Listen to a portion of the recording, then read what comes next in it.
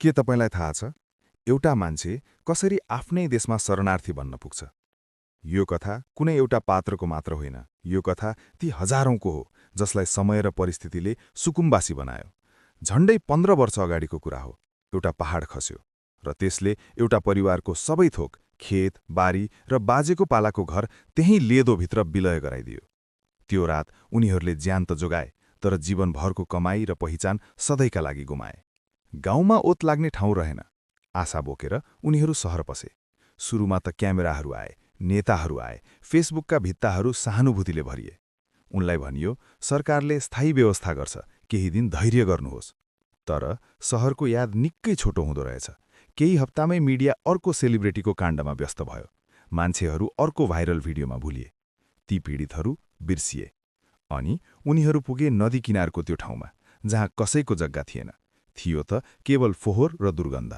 समय बित्दै गयो। नदीको किनारमा अरू पनि थपिँदै गए।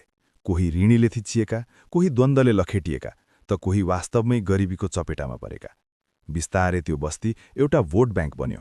चुनाव आउँदा रातो र नीला झण्डाहरू पुगे। लाल पूर्जाको आश्वासन बाडियो, तर त्यो कहिले उनीहरूको हातमा परेन। आज 15 वर्षपछि सरकार भन्छ, यो सार्वजनिक जग्गा हो, खाली गर। सहरका मान्छेहरू भन्छन्, यिनीहरू त सुकुम्बासी नै होइनन्, यिनको अन्तै जग्गा छ। हो, त्यहाँ केही अव्यवस्थित बसोबासी पनि होलान्, जसले मौका छोपे।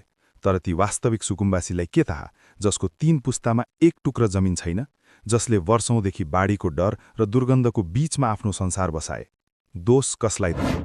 त्यो सरकारलाई, जसले विपदको बेला अस्थायी राहत त दियो, तर स्थायी समाधान कहिल्यै दिएन? ती राजनीतिक दललाई, जसले गरिबीलाई राजनीति गर्ने हतियार मात्र बनाए? वा हामीलाई, जो 2 दिन फेसबुकमा कमेन्ट गर्छौं र तेस्रो दिन बिर्सिन्छौं? सार्वजनिक जग्गा मिच्न पाइँदैन, यो कानून हो। तर नागरिकलाई घरबार विहीन बनाएर सडकमा छोड्नु मानवता होइन।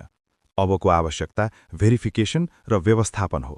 साँचो भूमिहीनले ओत पाउन् र अव्यवस्थितले न्यायोचित सजाय।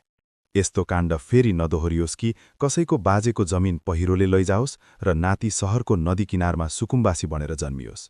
याद राखौं, समाधान डोजरमा मात्र छैन, दृष्टिकोणमा पनि छ।